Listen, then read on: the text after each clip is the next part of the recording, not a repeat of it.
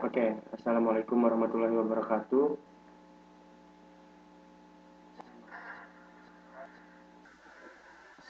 Salam teman-teman, kembali lagi pada pertemuan tutor kita, tapi kali ini beda kelasnya ya. Ini kelas dasar-dasar perencanaan pesan dan media. Dan ini juga merupakan pertemuan yang pertama untuk kelas ini, jadi sama seperti kelas-kelas sebelumnya. Em, saya di sini tugasnya membantu teman-teman untuk bisa dapat memahami isi modul. Jadi slide ini saya buatkan untuk teman-teman hanya untuk membantu pemahaman isi modul itu. Dan ketika teman-teman masih belum dapat memahami, nanti bisa menanyakan langsung ke saya, baik itu via Facebook atau Line. Jadi biar teman-teman bisa lebih paham. Oke, kalau saya lihat di modul ini, jadi untuk di pendahuluan ada dua pokok kegiatan belajar, yaitu nanti kita akan membahas tentang konsep dasar perencanaan. Jadi ada beberapa pokok bahasan nanti seperti pengertian perencanaan, kemudian ruang lingkup perencanaan itu sendiri, dan jenis-jenis perencanaan, kemudian juga ada tingkat perencanaan. Kemudian yang kedua nanti ada strategi juga dalam perencanaan. Nah, di situ nanti ada beberapa yang kita bahas. Karena mata kuliah ini adalah mata kuliah dasar-dasar perencanaan pesan dan media, jadi pasti ada hubungannya nanti dengan penyampaian pesan, dan itu nanti arahnya juga larinya ke teori-teori komunikasi. Jadi teman-teman semua mata kuliahnya ada hubungannya dengan komunikasi. Ya iyalah ya, karena ngambil jurusan ilmu komunikasi. Kemudian di malam ini kita akan fokus dulu yang membahas yang namanya perencanaan. Jadi kita kesampingkan dulu pesan dan medianya karena itu nanti lebih kepada praktisnya, tapi untuk yang awal ini kita fokus kepada perencanaan.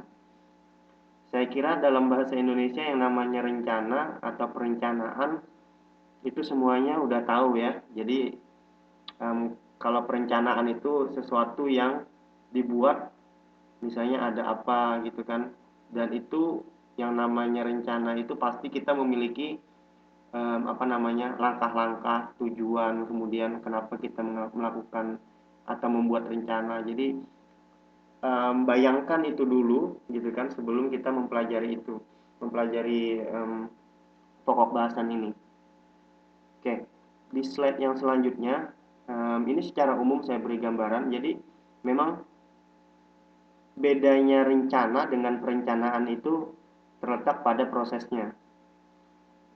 Jadi kalau rencana itu memang sesuatu yang bisa kita gambarkan sudah fix, tapi ketika perencanaan itu masih proses. Jadi proses yang melibatkan penentuan sasaran. Di situ ada tujuannya, kemudian kalau di dalam organisasi atau di dalam suatu bisnis instansi atau apa, jadi ada tujuan yang ingin dicapai. Jadi disusunlah strategi untuk mencapai tujuan tadi. Nah, kemudian juga untuk bisa mempermudah mencapai tujuan itu, kira-kira apa yang perlu diatur seperti itu. Jadi di dalam slide itu saya berikan gambaran yang generalnya gitu kan dengan teman-teman supaya kita mudah untuk memahaminya. Oke, jadi saya rasa teman-teman udah apa namanya udah dapat menangkap lah yang namanya perencanaan ini seperti apa. Oke, kemudian saya langsung ke slide selanjutnya, itu adalah tujuan perencanaan. Kalau di sini sebenarnya tujuan perencanaan ada banyak ya, dan ini tidak baku, tapi secara umum itu ada 4. Memberi arah. Jadi ketika kita sudah punya rencana, arahnya sudah jelas. Jadi misalnya rencananya, misalnya saya kasih contoh, saya mau ke pasar gitu kan. Rencana saya sudah mau ke pasar, kemudian saya membuat perencanaan. Oh, nanti kalau saya ke pasar, saya akan lewat jalan ini, kemudian saya akan beli ini, pulangnya nanti saya akan lewat jalan ini. Nah, itu em, gambarannya. Jadi ada memberi arah gitu kan yang jelas. Kemudian mengurangi dampak perubahan. Ketika sudah kita melakukan perencanaan, itu kita jarang sudah berubah-ubah karena kita sudah menetapkan suatu perencanaan gitu kan. Jadi sudah pasti itu yang dilakukan. Jadi kayak mau ke pasar tadi saya bilang saya akan lewat jalan ini, kemudian apa yang saya beli. Jadi nggak akan berubah-ubah. Kalau kita nggak punya perencanaan, nanti mungkin saja saya ke pasar, tapi yang saya mau beli malah bukan yang saya rencanakan gitu kan. Atau karena saya nggak punya perencanaan, akhirnya ke pasar saya bingung. Contohnya seperti itu. Kemudian memperkecil pemborosan dan kelebihan. Nah, itu tadi sudah jelas gitu kan, ketika kita sudah punya perencanaan, misalnya uang belanjanya seperti segimana gitu kan, atau berapa banyak, kita sudah tahu apa yang ingin dibeli, kemudian semuanya sudah terencana, itu akan memperkecil pemborosan dan kelebihan itu tadi. Kemudian yang terakhir itu menentukan standar pengendalian, itu sudah jelas ya. Jadi ketika kita sudah punya perencanaan, kita sudah bisa menghitung berapa sih misalnya budgetnya atau standarnya, kita bisa mengendalikan itu. Oke, itu untuk tujuan perencanaan yang secara umum ya. Jadi nanti ketika teman-teman harus menjelaskan seperti itu, teman-teman sudah bisa memberi gambaran-gambarannya kayak gimana.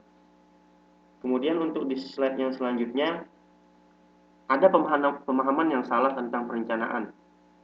Jadi biasanya ketika kita merencanakan sesuatu, kita beranggapan bahwa perencanaan yang terbukti tidak akurat. Seperti ini maksudnya kita merencanakan sesuatu tapi tidak benar gitu kan, mungkin karena ada perubahan tadi. Jadi saya sudah merencanakan sesuatu, misalnya, oh saya akan beli ini ke pasar, harganya segini, ternyata berubah karena yang namanya harga kan itu bisa naik bisa turun, kemudian berubah. Akhirnya di sana um, yang saya rencanakan tadi tidak terbukti atau tidak akurat karena memang harga berubah gitu ya.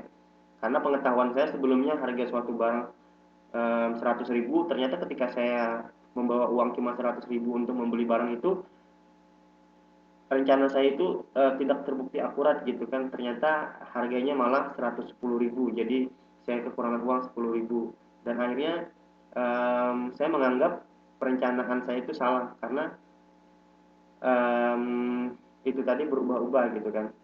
Kemudian merupakan pemborosan waktu manajer. Ini kalau di ruang lingkup perusahaan gitu ya. Jadi ketika perencanaan itu salah, itu kita akan mengulang dari awal. Contohnya tadi kayak itu tadi, karena saya kekurangan uang 10.000 misalnya ke pasar untuk membeli barang yang saya mau tadi, akhirnya saya harus balik lagi ke rumah untuk mengambil uang gitu kan, akhirnya ada pemborosan waktu. Tapi kalau di contoh yang kedua ini saya arahkan untuk ke organisasi atau perusahaan. Kemudian yang ketiga, poin ketiga itu lebih kepada, ini maksudnya melakukan perubahan gitu kan. Ketika kita ingin belanja tadi dan akhirnya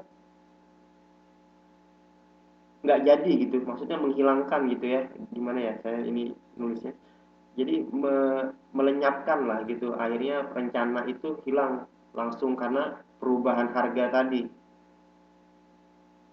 Kemudian yang terakhir,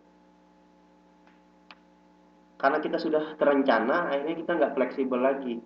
Biasanya kan kalau sudah ke pasar kita udah rencananya mau beli misalnya bahan-bahan dapur gitu kan, uangnya juga yang dibawa pas misalnya, akhirnya kita nggak fleksibel ketika kita ke pasar, malah kita lihat barang-barang yang lain gitu ya. Nah, kalau kita sudah punya perencanaan, akhirnya mengurangi fleksibilitas. Nah, ini sebenarnya pemahaman yang salah tentang perencanaan. Jadi sebenarnya perencanaan itu tidak mengurangi fleksibilitas itu sendiri, tapi memang ketika sesuatu sudah direncanakan, ya ikutilah rencana itu gitu kan, karena fleksibilitas di sini maksudnya memang harus kita harus fleksibel, kita misalnya tidak harus terlalu terpaku dengan perencanaan itu, tapi ketika itu membawa dampak yang apa namanya signifikan terhadap perencanaan kita tadi atau bisa merubah 100% dari rencana atau 50% lah, anggap seperti itu sudah akan mempengaruhi perencanaan tadi gitu kan. Jadi 4 poin ini sebenarnya pemahaman yang salah tentang perencanaan.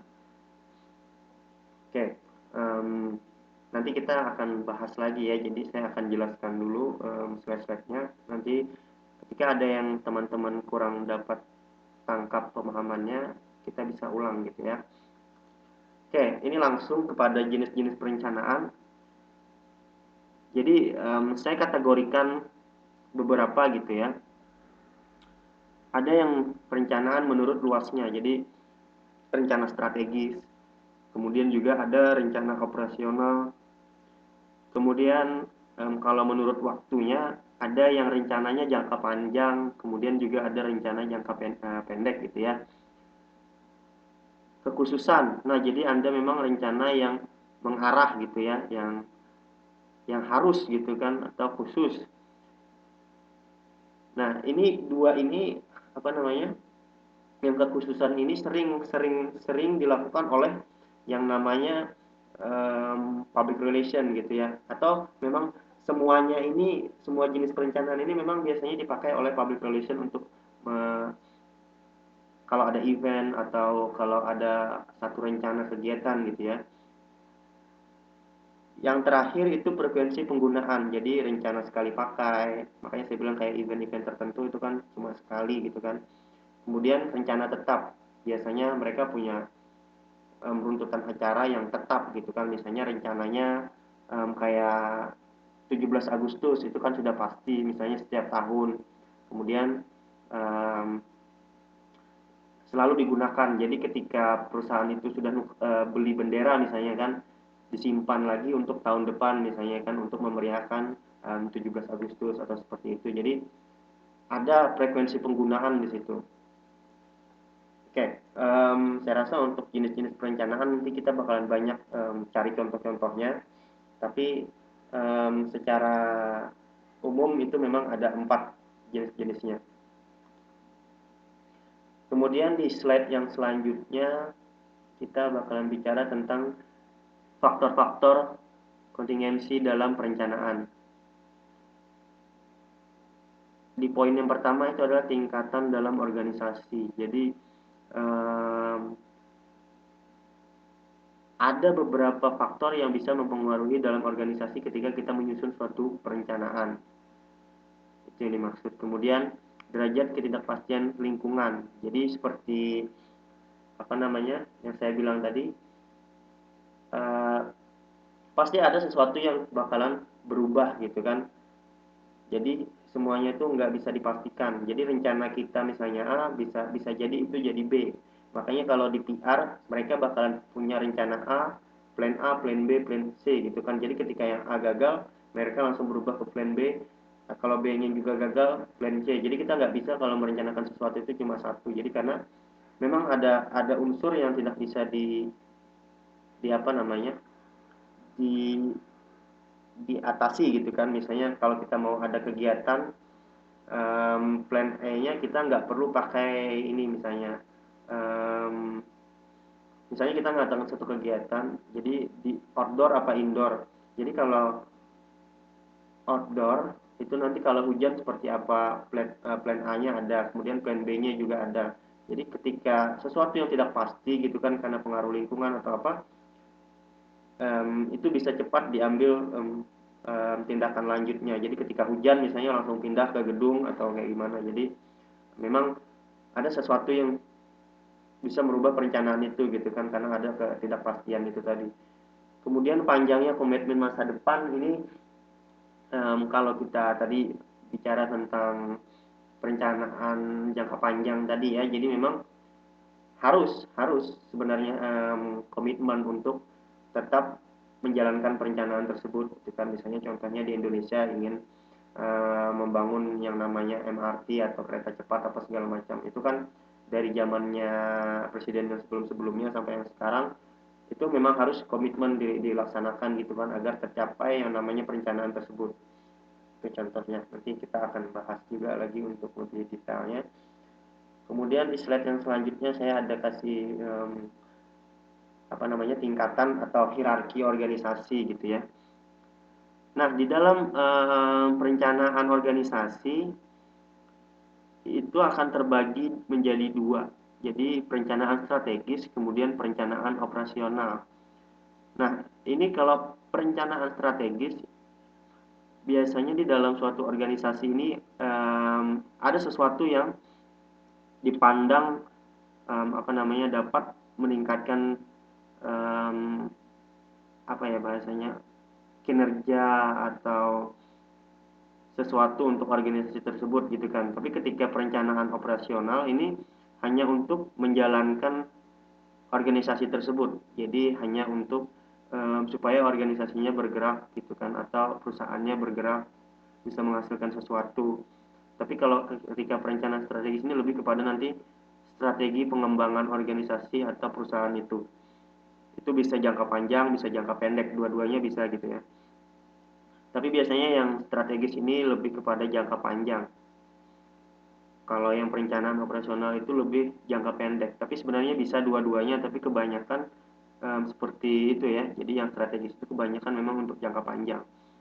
Kemudian ada tingkatannya tadi saya bilang, kalau yang paling atas itu eksekutif puncak, manajer tingkat menengah, manajer tingkat pertama. Nah ini maksudnya untuk melakukan kegiatan ini ada di beberapa tahapan. Jadi ketika mau melakukan perencanaan strategis, biasanya akan melibatkan eksekutif puncak.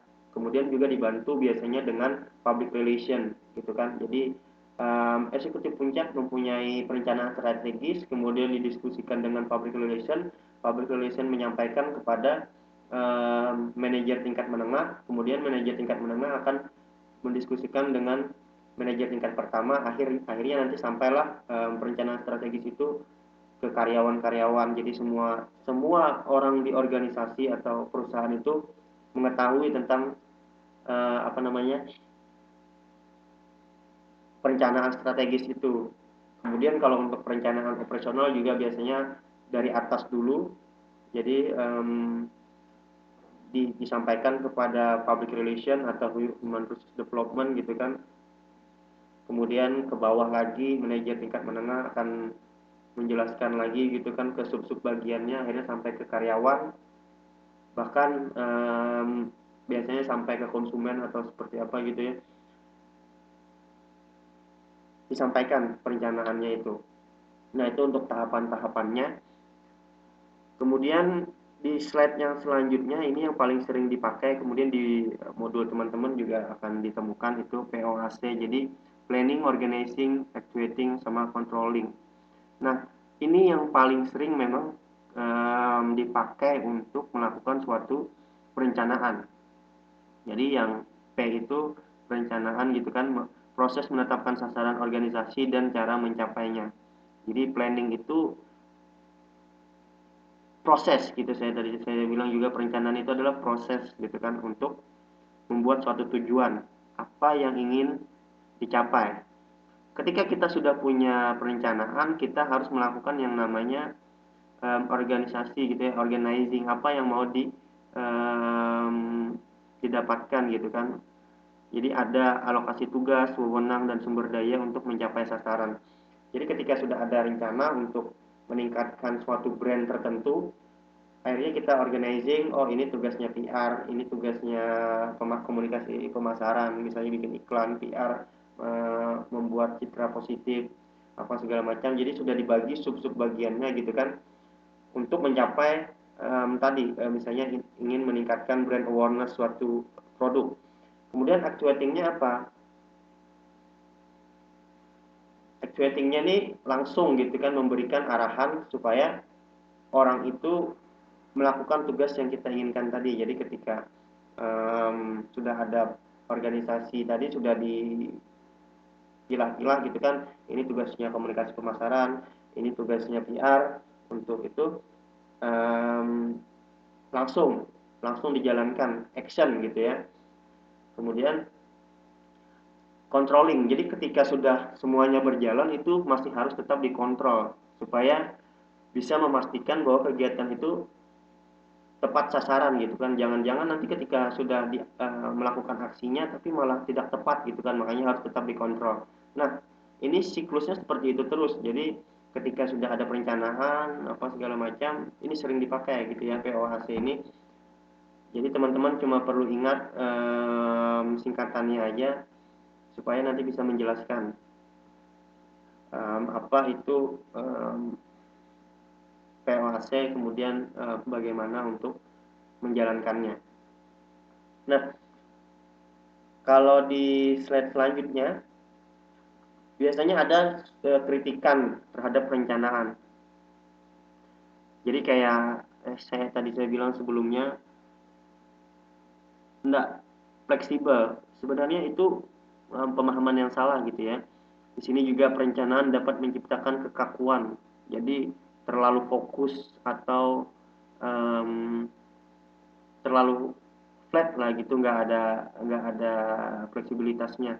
Jadi itu ada semacam kritikan gitu kan biasanya karena sudah terencana kemudian tidak bisa diapa-apakan lagi. Kemudian perencanaan tidak sesuai bagi lingkungan dinamis. Jadi ketika lingkungan itu dinamis,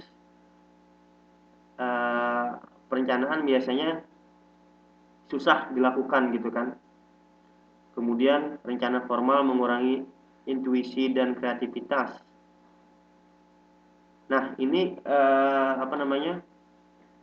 sering sekali terjadi gitu kan, karena kehendak publik misalnya dengan kehendak pemerintah itu berbeda.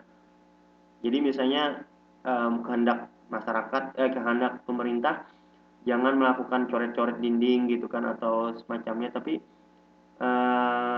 misalnya dinding-dindingnya sudah dicat bagus dengan pemerintah gitu kan, misalnya apa flyover atau apalah misalnya di daerah-daerah yang sudah maju dan berkembang gitu ya. Akhirnya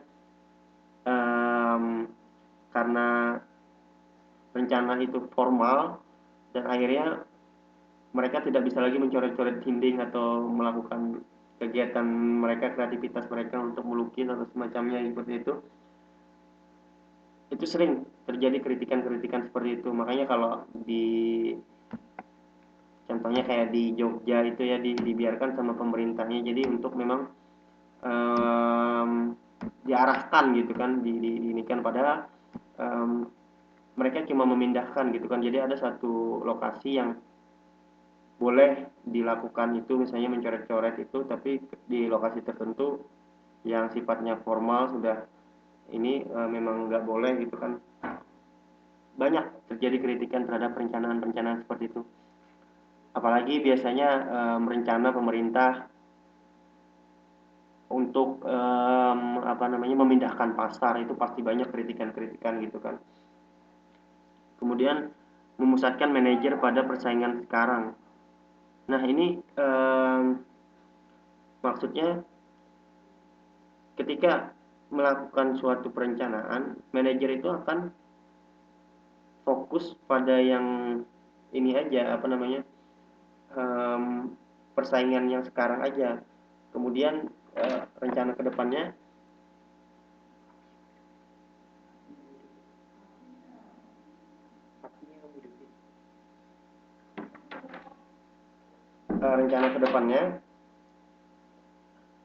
itu akan akan berpengaruh gitu kan kepada fokus perusahaan mereka. Jadi manajer itu cuma fokus pada persaingan yang sekarang, kemudian rencana kedepannya itu akan banyak melakukan perubahan-perubahan. Misalnya karena sekarang misalnya contohnya ya, karena usahanya kurang maju, akhirnya dia ingin memajukan usahanya itu, tapi karyawannya harus jam kerjanya ditambah. Nah, itu pasti akan terjadi kritikan terhadap perencanaan itu. Seperti itu maksudnya. Kemudian di slide yang selanjutnya, sasaran sebagai dasar perencanaan. Nah, ini maksudnya multiplisitas sasaran. Nah, ini multiplisitas sasaran ini ada berapa banyak sasaran yang ingin dicapai. Maksudnya seperti itu. Kemudian sasaran nyata lawan sasaran yang ditetapkan. Jadi ketika kita sudah memiliki sasaran nyata gitu kan, atau target yang ingin dicapai, itu bakalan lebih mudah untuk melakukan sebuah perencanaan. Kemudian yang selanjutnya juga penetapan sasaran tradisional. Nah, ini lebih kepada apa namanya, basic dari perencanaan itu sendiri. Jadi maksudnya tradisional di sini, rencana itu tujuannya itu tidak apa namanya, tidak terlalu luas. Jadi hanya terpaku misalnya kalau organisasi hanya untuk meningkatkan kinerja, atau tadi apa namanya, bukan untuk yang seperti rencana strategis, itu bukan. Jadi memang hanya yang skopnya atau ruang lingkupnya itu kecil. Jadi sasarannya tuh sasaran kecil lah gitulah, yang dimaksudkan tradisional di sini. Kemudian manajemen berdasarkan sasaran yang biasanya disingkat MBO. Jadi ada 4 unsur, ada rincian sasaran, kemudian pengambil keputusan partisipatif, jangka waktu yang jelas. Jadi ketika kita melakukan perencanaan itu harus ada jangka waktunya yang jelas, umpan balik kinerja.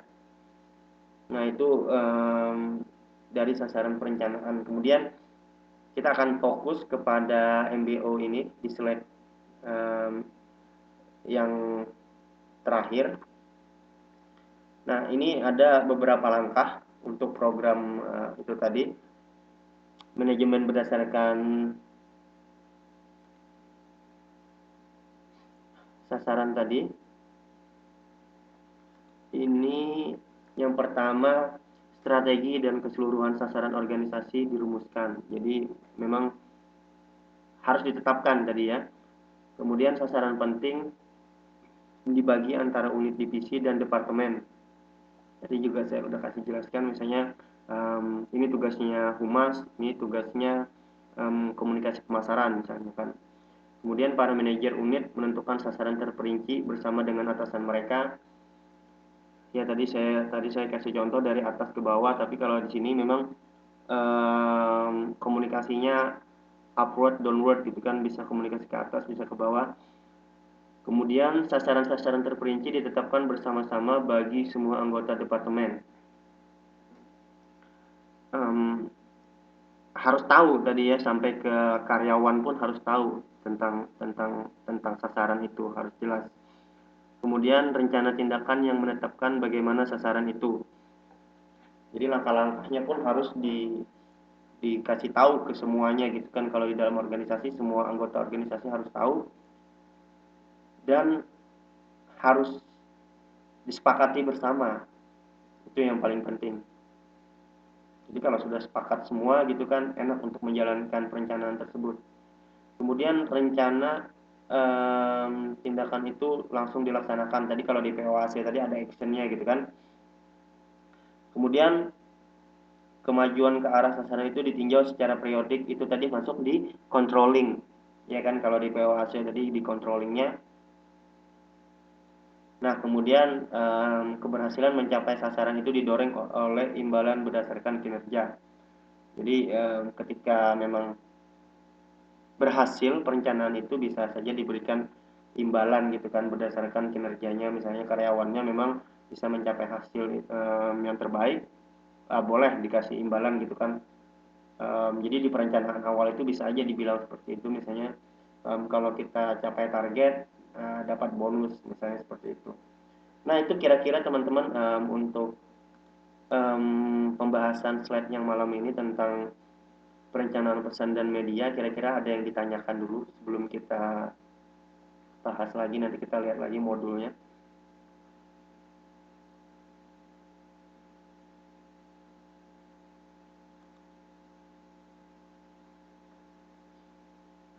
Bagaimana kira-kira?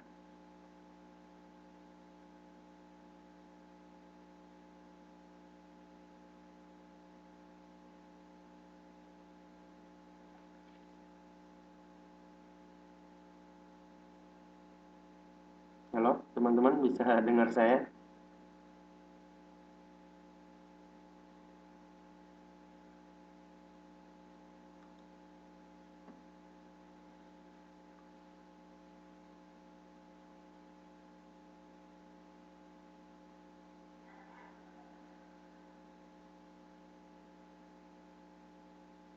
Ya, halo.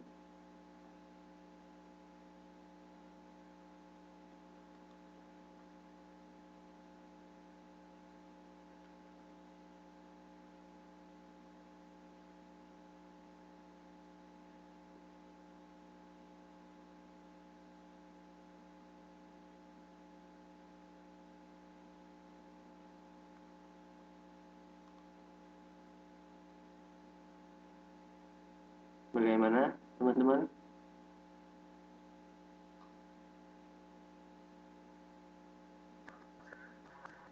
Ya,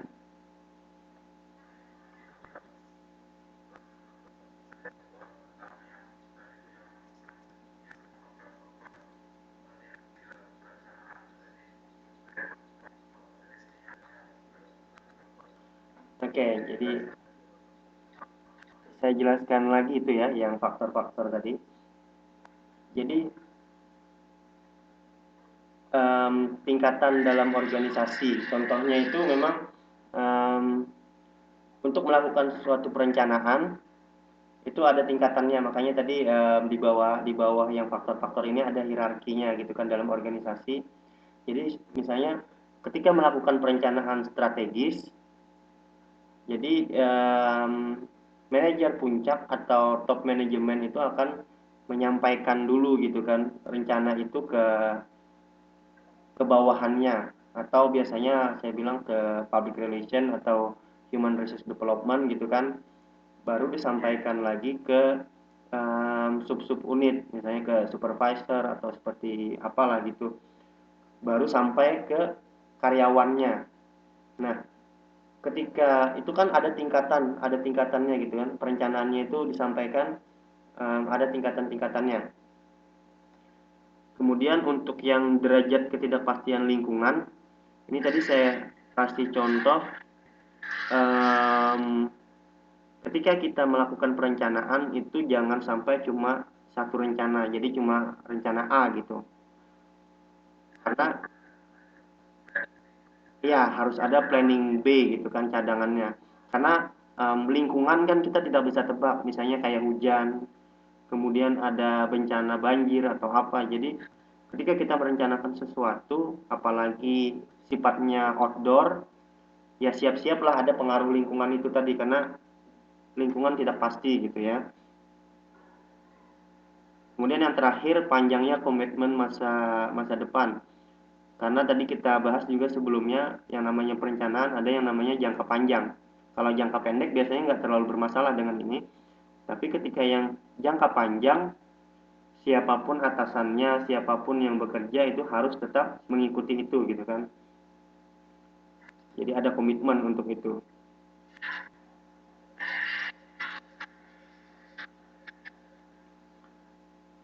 Kira-kira ya gimana? Apalagi yang mungkin bisa kita bahas dari teman-teman yang lain juga yang masih kurang kurang nangkep isinya.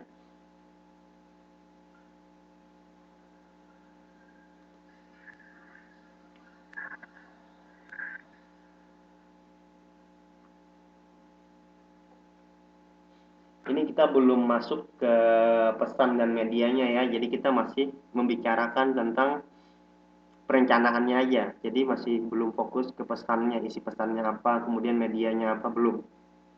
Nanti kita di pertemuan selanjutnya aja membahas tentang itu.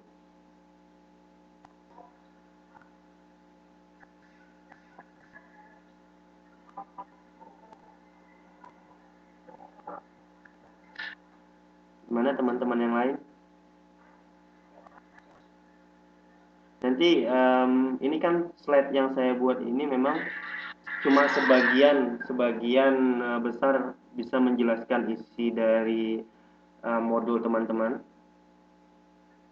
Jadi apa namanya? Slide ini cuma membantu teman-teman untuk mendapatkan pemahaman secara general gitu ya. Tapi untuk lebih fokusnya itu memang di modul itu nanti. Karena sampai saat ini modulnya masih belum sampai ke tangan saya, jadi saya masih baca yang di e-learning itu. Agak lebih sulit buat saya untuk belajar dan membaca di e-learning ini ya. Saya lebih suka bentuk buku gitu, jadi lebih mudah untuk saya untuk membacanya.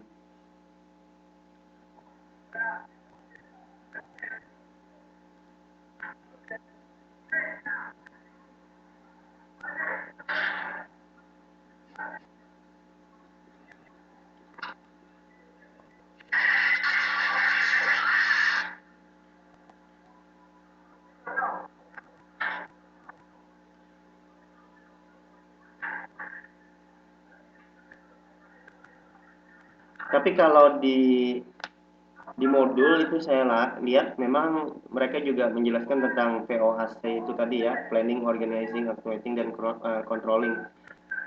Tapi ada rumusan lain dari itu, dan ini tujuhnya um, apa namanya, ada 7. Kalau POAC kan 4, kalau ini ada 7 di modul itu saya lihat.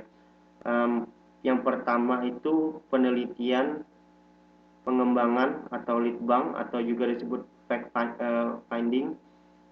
Bisa juga dengan istilah lain evaluasi. Dalam hal ini lead bank dimaksudkan untuk mencari informasi dan data yang diperlukan untuk dijadikan landasan perencanaan. Jadi ketika kita mau merencanakan sesuatu, kita cari dulu data-data atau informasi supaya kita bisa lebih fokus dalam melakukan perencanaannya. Kemudian yang kedua langsung ke perencanaan. Ketiga organisasinya hampir sama dengan POAC tadi. Kemudian pelaksanaan sama juga gitu kan, setelah pengorganisasian ada pelaksanaan. Kemudian kalau di POAC itu controlling, di sini juga ada monitoring, sama ya, monitoring dengan controlling ini hampir-hampir sama. Tapi ketika monitoring di sini juga ditambah dengan pengawasan. Jadi nggak cukup hanya memonitor aja, jadi dilakukan pengawasan juga. Kemudian yang terakhir evaluasi. Jadi ditambahkan gitu kan dari POAC tadi kalau yang ini rumusan lainnya. Ini hanya untuk proses perencanaan ya.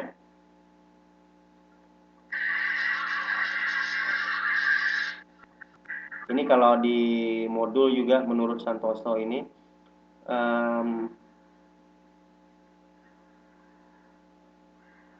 pelaksanaan itu nanti mencakup pengkomunikasian. Jadi komunikasi gitu kan, pelaksanaan itu ada komunikasinya di sana. Ada arahan-arahan gitu kan.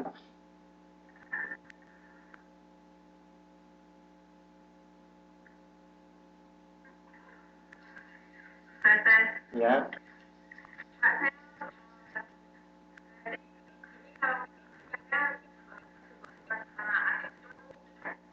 Bisa dibilang estimasi kesuksesannya itu hanya 2%. Jadi kalau kita nggak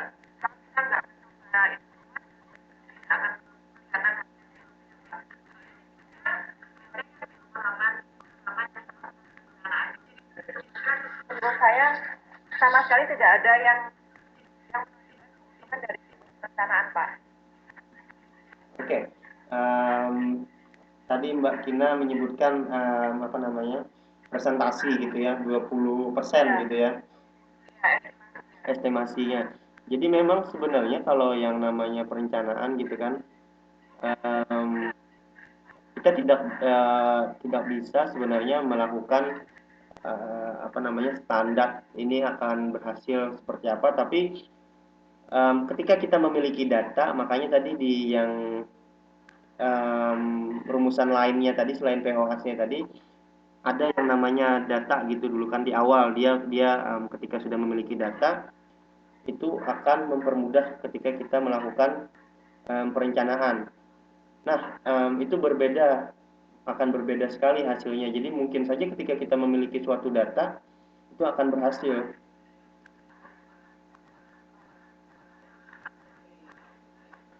Ya, jadi ketika kita nggak bisa bilang presentasi berhasilnya memang, tapi tergantung dari perencanaan itu sendiri. Ketika perencanaannya memang disusun dengan baik sampai informasi kemudian data-data yang diperlukan itu dimiliki, itu kemungkinan berhasilnya akan lebih tinggi gitu kan.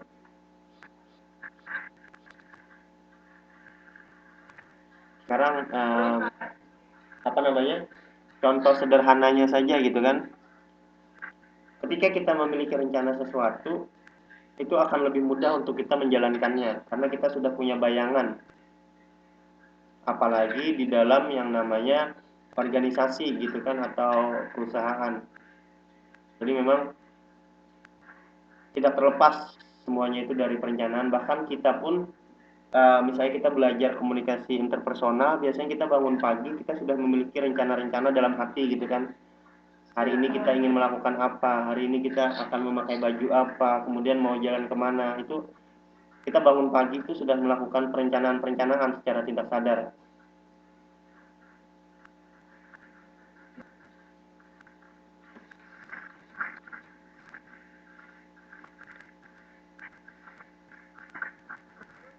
Ini soal perencanaan mengurangi kreativitas.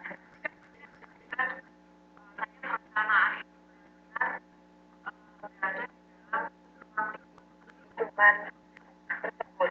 Iya. Nah, dalam artian seperti tadi Bapak kasih contoh, kita kalau ke pasar dan sebagainya itu kan berarti kan ibaratnya kita membawa sebuah rencana untuk masuk ke dalam pasar, dan pasar itu kan berarti kan lingkungan yang akan dijadikan sebagai tempat untuk mengembangkan rencana yang sudah kita bawa dari rumah, ya kan Pak. Nah, kalau semisal perencanaan itu kan dari perencanaan ditentukan oleh lingkungan. Bagaimana kalau seumpama lingkungan itu bagaimana kalau seumpama perencanaan itu bisa lebih fleksibel dengan lingkungan? Apakah itu bisa disebut dengan sebuah perencanaan Pak? Semisal kita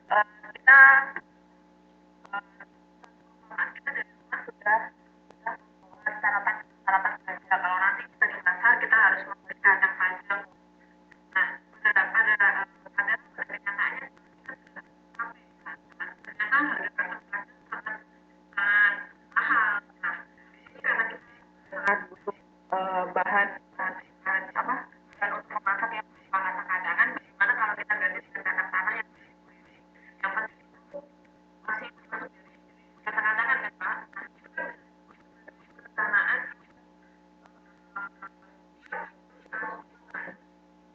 karena memang pada dasarnya di lingkungan tersebut kacang mahal.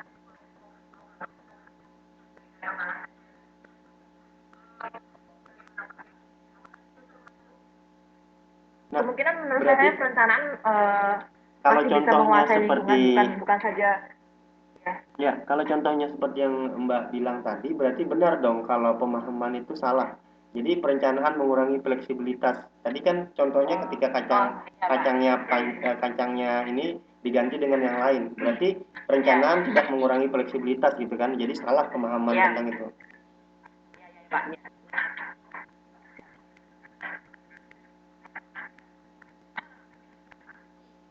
Gimana yang lain?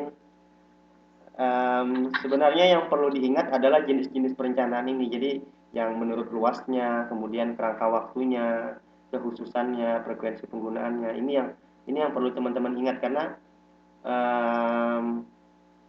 apa namanya, saya rasa ini akan keluar di ujian atau di soal-soal.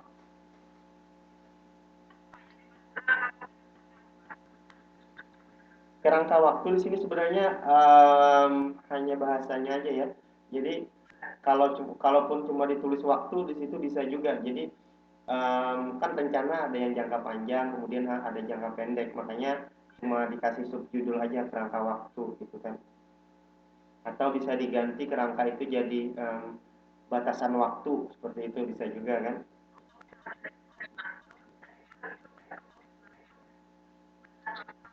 Kita menggunakan rencana itu ya Pak. Ya. Jadi rencana yang baik itu memiliki waktu.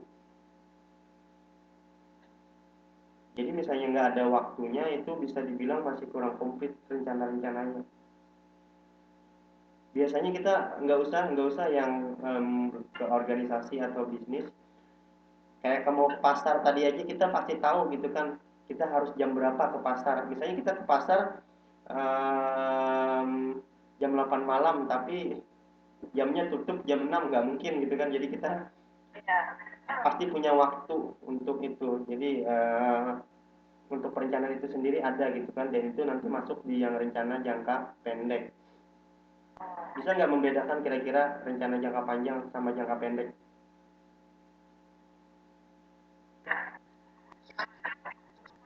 Apa ya Pak? Apa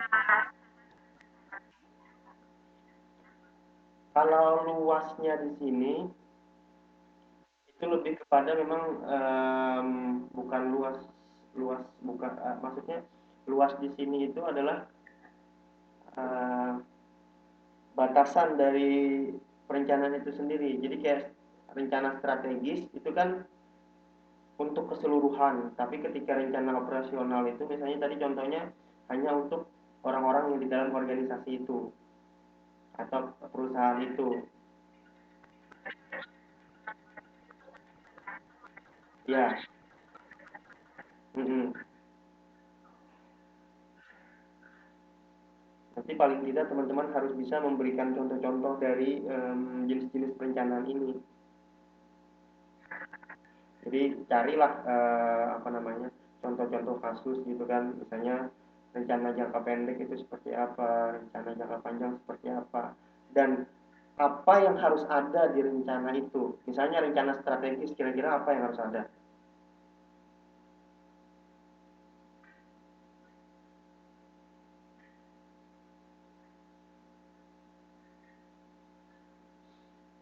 Nah, jadi kalau semuanya ini akan berhubungan. Jadi saya bilang tadi, kalau rencana yang baik itu harus ada waktunya atau target yang dicapai. Kemudian siapa yang menjalankan rencana tersebut. Kemudian ada pembagian kinerjanya gitu kan. Nah, itu teman-teman harus bisa lebih memahami itu.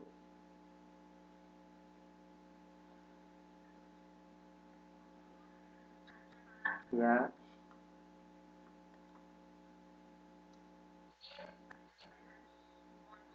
Mm-mm.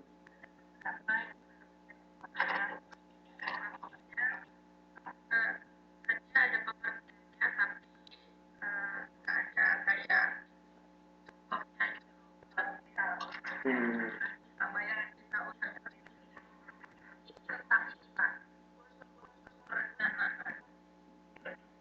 Halaman berapa itu Mbak Esti?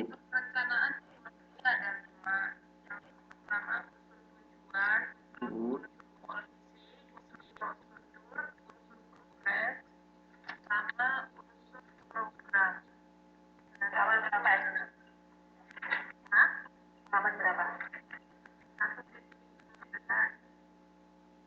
Oke, 1.15.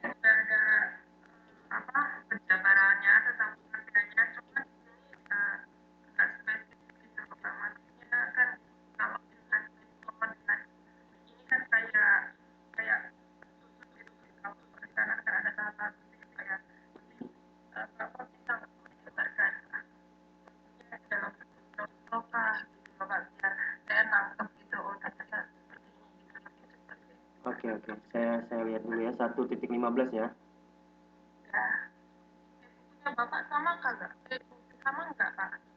Em, itu apa? Siapa pengarangnya? Apa penulisnya?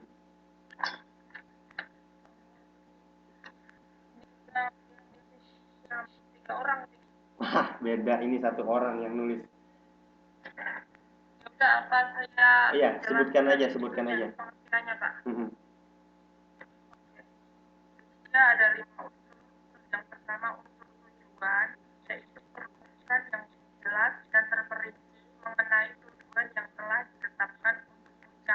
Mhm.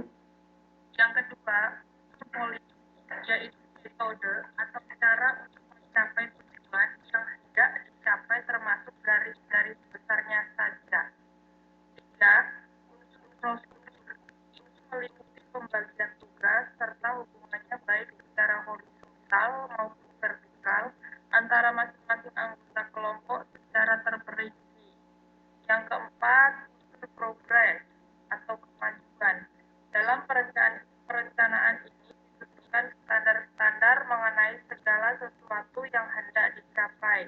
Dalam istilah bahasa Inggris, hal itu secara singkat disebut standar, yaitu untuk kemajuan suatu usaha sebagaimana direncanakan, yang secara singkat dapat dirumuskan dengan kata-kata how many, how well, atau dan how long. 5. Untuk program, untuk perencanaan tidak hanya menyimpulkan rencana secara keseluruhan sehingga merupakan satu kesatuan, melainkan juga dalam rangka perencanaan secara keseluruhan harus menunjukkan cara urutan-urutan dari macam-macam proyek atau rencana kerja dari perencanaan itu, Pak. Itu berarti ada apa namanya? Itu ada ahli yang menetapkan itu berarti kan? Siapa ahlinya?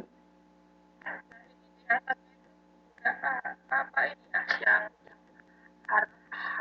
Harold Quartz ya? Oh, iya. Jadi memang Harold Quartz itu sering dipakai untuk ini ya, unsur-unsur perencanaan karena memang dia jelas juga. Tapi ya, yang ingin di ini tadi ya karena dia apa namanya? Karena ini diambil, maksudnya penulis itu mengambil ini jadi dari penelitian, kemudian ini sudah jelas ini dulu bahasa Inggris gitu kan, kemudian ini cuma diterjemahkan gitu kan dari penelitian itu. Karena kalau kita buat buku itu kita nggak boleh mengedit bahasanya, maksudnya bukan bahasanya, boleh bahasanya tapi tidak mengubah makna itu sendiri. Jadi memang kalau sudah jadi terjemahan seperti ini agak sulit untuk dipahami gitu ya. Oke, jadi kalau yang pertama tadi menentukan tujuan ya. Jadi um, dia bisa menentukan tujuan atau tujuan-tujuan. Jadi biasanya perencanaan itu ada cuma satu gitu kan untuk mencapai ini, itu mencapai tujuan gitu kan. Tapi ketika tujuan-tujuan berarti ada beberapa yang ingin dicapai. Nah, biasanya tujuan ini ditetapkan harus di awal. Mungkin nggak kita menetapkan tujuan di akhir atau di tengah-tengah. Enggak. Jadi pasti tujuan ditetapkan di awal. Jadi ketika kita mau memulai suatu usaha atau memulai suatu perencanaan itu di awal. Kemudian di situ juga ditentukan kalau kita lihat dari POAC-nya bagian-bagian organisasi yang lebih bisa di apa namanya dalam bahasa ini digunakan. Kemudian tujuan itu juga harus ditetapkan apa namanya untuk memberikan petunjuk. Jadi maksudnya ketika kita sudah memiliki tujuan, kita akan dapat petunjuk untuk mencapai tujuan itu, gitu kan. Nah, itu untuk tujuan. Jadi maksud tujuan di sana. Kemudian, nah, polisi di sini kan ada biasanya semacam aturan, gitu kan. Aturan, kemudian aturan ini nanti ada prosedurnya. Ya, masuk di organizing gitu kan. Enggak, kalau POAC itu kan nanti lebih kepada rumusannya, tapi ini lebih pada pelaksanaannya. Jadi ketika organizing itu pasti nanti kita pasti juga akan membahas yang namanya polisi. Ketika polisi itu nanti peraturan kan, kemudian ada juga prosedur yang dijalankan. Kemudian juga harus nanti kita membahas tentang anggaran atau budget gitu kan. Nah, itu sudah harus ada di tujuan-tujuan. Jadi tujuan tadi yang pertama adalah misalnya waktunya harus diatur, tujuannya ditetapkan di awal, kemudian um, yang diutamakan itu apa gitu kan, peraturannya seperti apa, prosedurnya seperti apa, itu harus di awal tujuan itu di ini. Kemudian sampai budgetnya gitu harus di awal diatur. Jangan sampai nanti ketika memiliki perencanaan budgetnya berubah-ubah, anggarannya berubah-ubah, akan mempengaruhi semuanya gitu kan. Kemudian ya. Kemudian yang kedua itu nanti setelah menetapkan tujuan, kita bisa menetapkan apa namanya, premis. Jadi di sini premis apa ya bahasa ininya ya,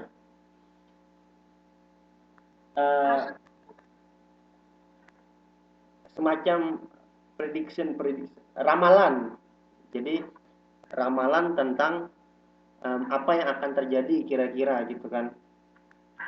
Jadi ketika kita memiliki suatu perencanaan, setelah tadi anggarannya sudah diatur, tujuannya sudah diatur, kemudian peraturannya kita sudah tahu, prosedurnya seperti apa kita sudah tahu, kita akan bisa memprediksi, meramalkan gitu kan, apa kira-kira yang akan terjadi.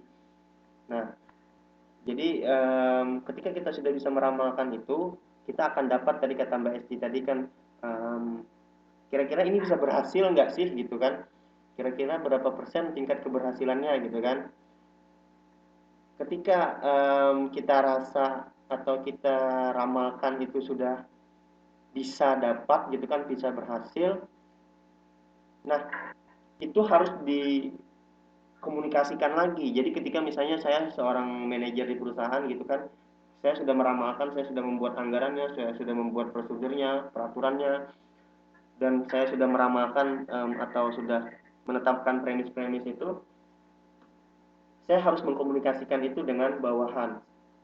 Semua anggota itu harus tahu.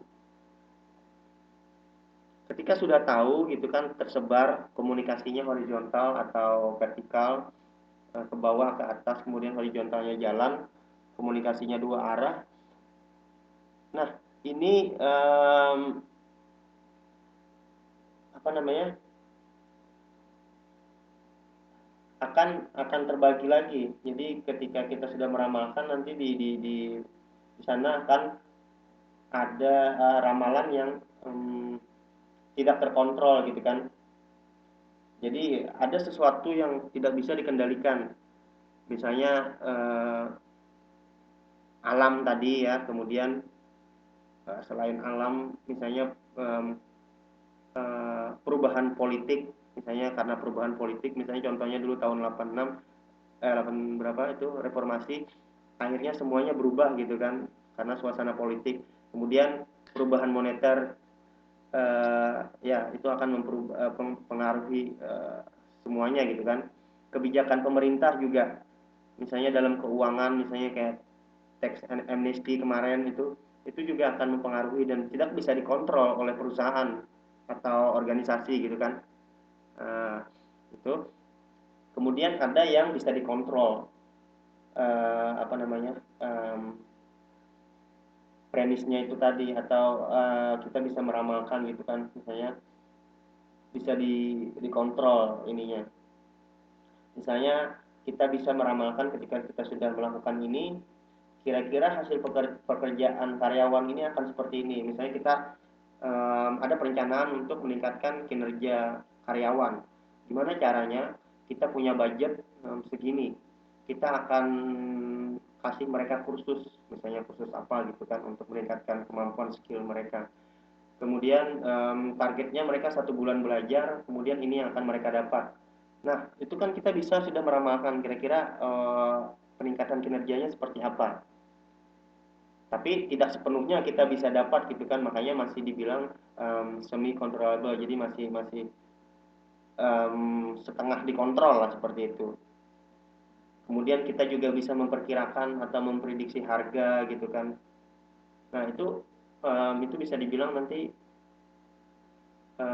bisa diprediksi, setengah diprediksi lah gitu kan. Kemudian ada juga yang bisa langsung diprediksi langsung gitu kan. Misalnya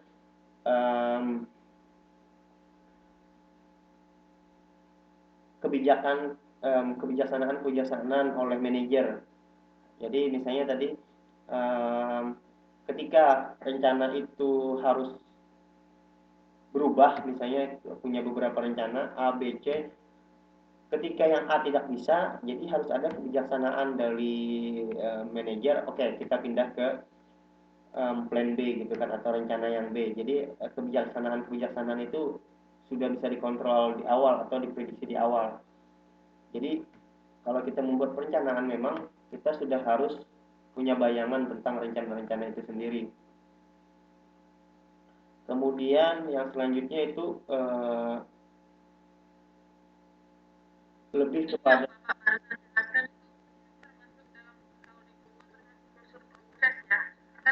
ada yang namanya how many, how well, how long gitu loh, memperkirakan gitu loh Pak. iya, iya, bisa masuk ke situ berarti. Terus yang kelima ini terakhir kan untuk program. Jadi kan dia filenya dari apa namanya program ya. Jadi apa namanya? Dari perencanaan itu tadi kan kita bisa mengawasi kan di POAC tadi terakhir controlling ya atau evaluasi. Nah, jadi program itu tadi sendiri atau apa rencana yang kita ini tadi setelah kita nilai kemudian kita memberikan berbagai macam kemungkinan atau prediksi. Nah, di dalam setiap kemungkinan itu kita bisa melihat untung ruginya masing-masing gitu kan. Jadi faktor-faktor yang mempengaruhinya apa, kemudian keputusan apa yang harus dijalani.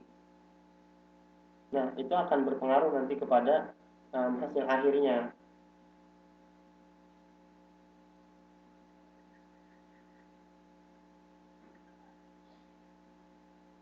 Jadi memang di sini saya dapat ini ya, yang lebih simpel lagi. Oh iya, memang ini disimpulkan. Jadi unsur-unsur perencanaan itu dapat disimpulkan tadi ada unsur tujuan, policy, prosedur, sama progres ya.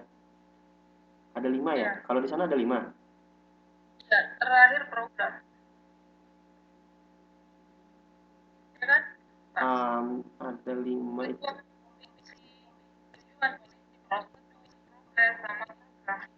Oke, itu tadi yang Khomeini itu udah di ini ya, udah dibahas. Kemudian yang program ini gimana ya maksudnya? Program itu dia kalau di sini unsur perencanaan tidak hanya menyusun rencana secara keseluruhan, merupakan satu kesatuan.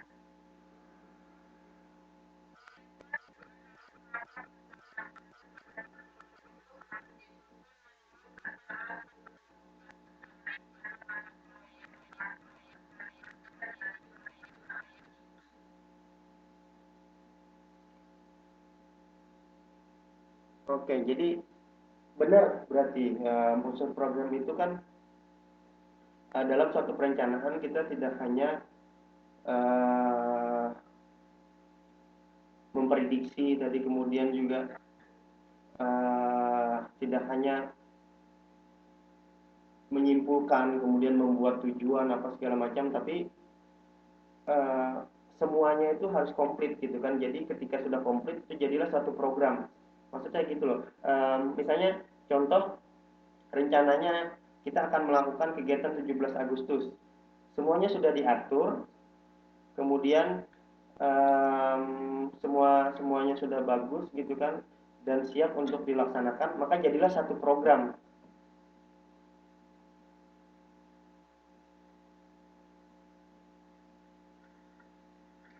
Kira-kira bisa ditangkap nggak?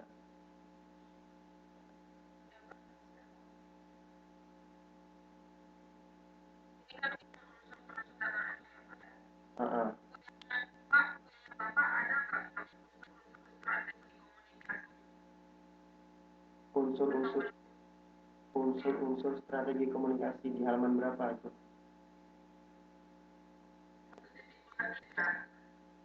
Coba saya lihat 1.23 saya seperti apa ya.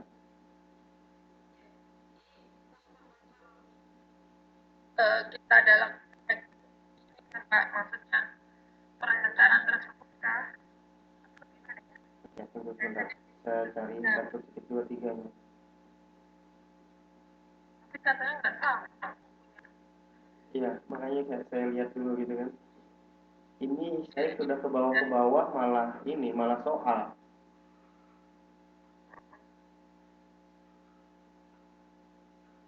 malah rangkuman ini sama soal. Jadi strategi strategi apa strategi komunikasi itu cuma ada itu Pak, kayak strategi komunikator, strategi audiens, strategi pesan, strategi komunikasi channel, dan strategi budaya. Itu Ini kan 1 titik berapa tadi? apa Pak? 1,23. Ya, Kegiatan belajar 2 kayak itu masuk.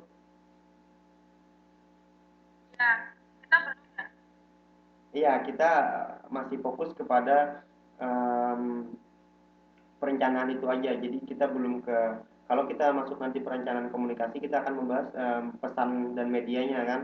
Di pelajaran 2 memang nanti kita akan membahas itu. Tapi nggak apa-apa kalau ada yang ditanyakan tentang perencanaan komunikasi, kita bisa bisa apa namanya bisa diskusi tentang itu. Tapi memang arahnya nanti kita akan ke pesan, isi pesan itu. Ketika kita melakukan perencanaan komunikasi, pasti ada sesuatu pesan yang ingin disampaikan seperti itu kan. Iya. Ini maksudnya kan cara penyampaiannya dari yang tadi itu kan ya Pak, kita bahas perencanaan itu ya. Ya, jadi misalnya tadi kita ada punya perencanaan, misalnya atasan tadi manajer misalnya ingin meningkatkan kinerja karyawannya gitu kan. Nah, kira-kira pesannya seperti apa? Kemudian media yang dipakai seperti apa? Karena di organisasi misalnya atau perusahaan, oh pesannya tertulis misalnya kan, tertulis. Kemudian medianya apa? Medianya misalnya memo atau email seperti itu nanti. Kita akan lebih membahas itu. Jadi satu-satu nanti kita bahas.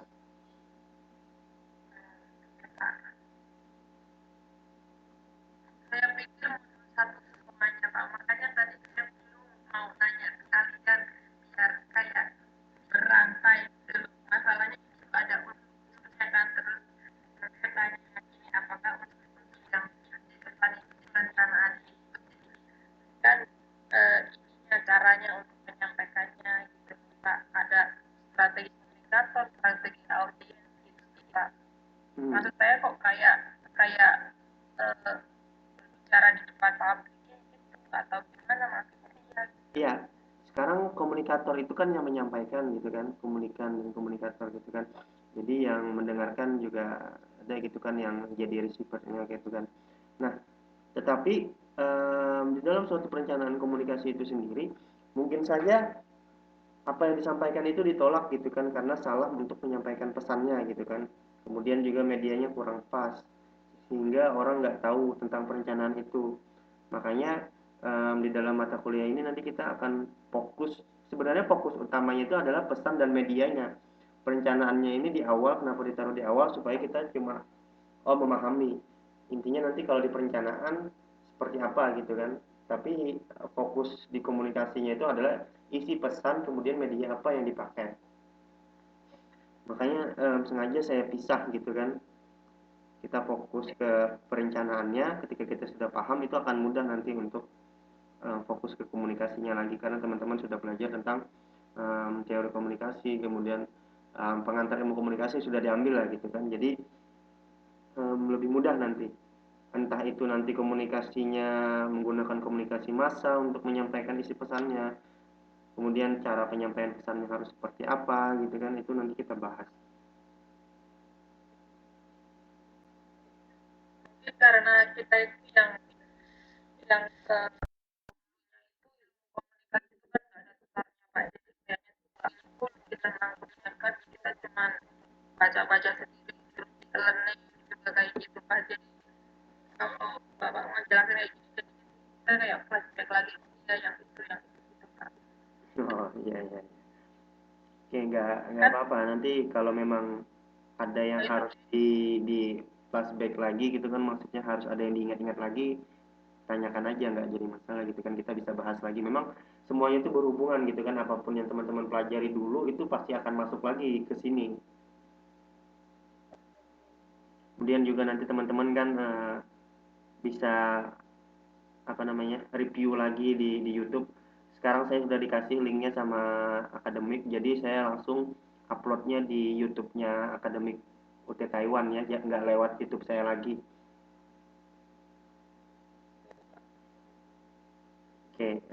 Mbak Esti, apalagi kira-kira yang mau dibahas atau yang lain mau dibahas juga?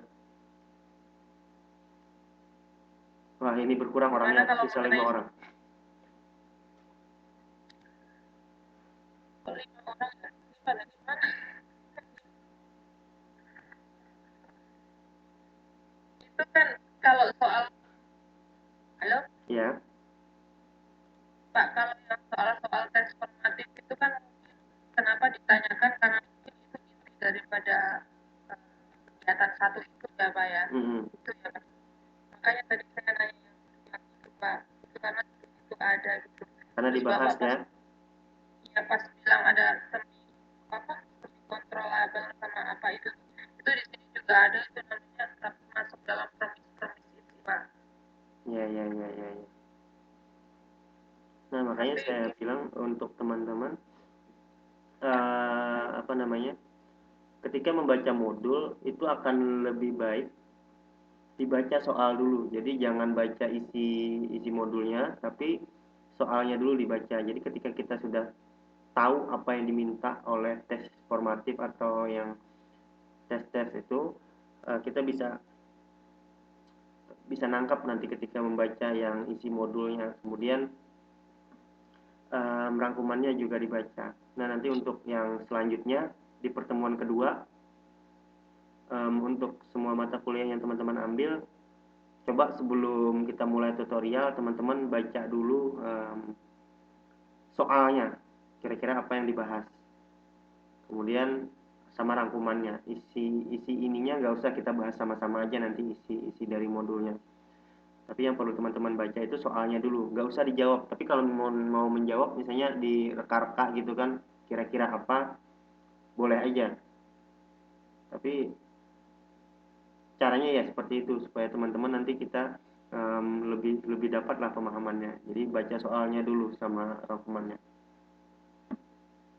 tapi di setiap depan kegiatan belajar itu pasti ada itu Pak, satu gambar yang selalu bilang setelah mempelajari modul ini Anda diharapkan akan memahami 1, 2, 3 gitu biasanya itu yang inti daripada ide yang harus Ya. kita garis bawahi gitu Pak. Tapi kadang kita itu terpeleset gara-gara misalnya ada konsep dasar perencanaan ya ini udah dapat gitu kan bawahnya kayak penting itu padahal sebenarnya kayak eh, ya itu penjabarannya atau Ya, contohnya informasi daripada pendukung. gitu kan iya terus lebih baik emang langsung juga kayak latihan itu kayaknya yang paling penting nyantelnya ya cuma ini aja yang ditanyakan karena kalau pas UAS itu ya kadang keluar Pak ya tapi cuma 1, 2 gitu lah tapi kayak kalau udah nyantel di kepala kan kayaknya aku udah pernah baca deh tapi kan nggak pernah baca sama sekali yang formatifnya ya emang emang kayaknya masih asik gitu Pak pas UASnya.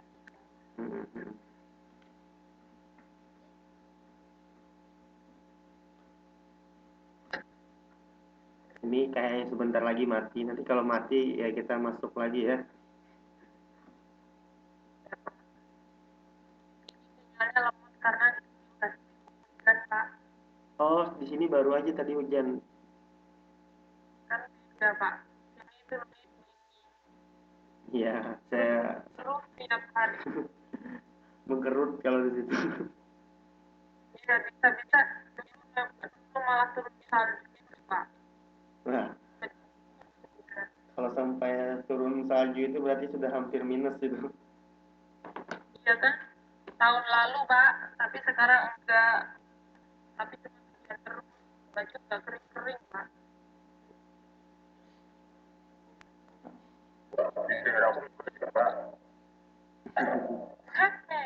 Kamu baru aja ngomong ternyata Ya, kira-kira Mas Pras ini apa ini yang mau ditanyakan nih, Mas Pras nih?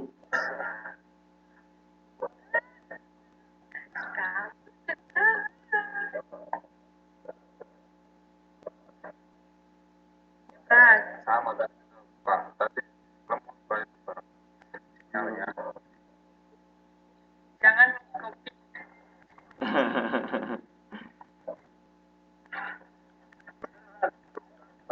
merah Pak. Ya nggak apa-apa, maksud saya apa namanya, ketika ketika tuton seperti ini memang apapun yang pengen teman-teman bahas kita bisa bahas langsung, tapi ketika sudah nggak tuton nanti ketika ada sesuatu yang pengen dibahas ya bisa melalui media itu Facebook atau yang lainnya gitu kan, tapi saya agak lambat nanti untuk bisa menjawabnya, tapi kalau di tuton ini kita bisa langsung diskusi.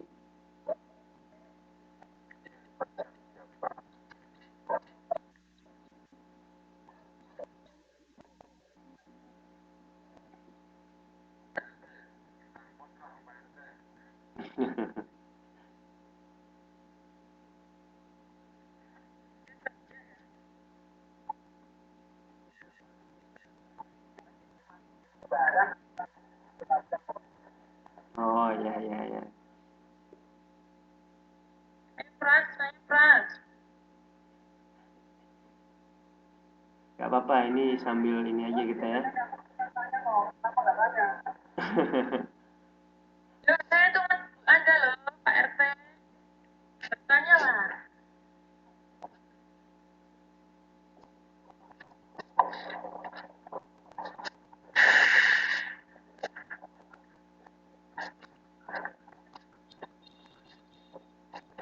Tapi ini bagus loh sistemnya UT ini, dia pakai Skype bisnis kayak gini, jadi maksudnya kita ditemukan pada saat tuton seperti ini. Karena saya juga ambil mata kuliah online kan, jadi itu benar-benar cuma penjelasan dari dosennya aja. Saya nggak bisa ada feedbacknya gitu kan, ketika nanya harus ngirim lewat email dan itu lama.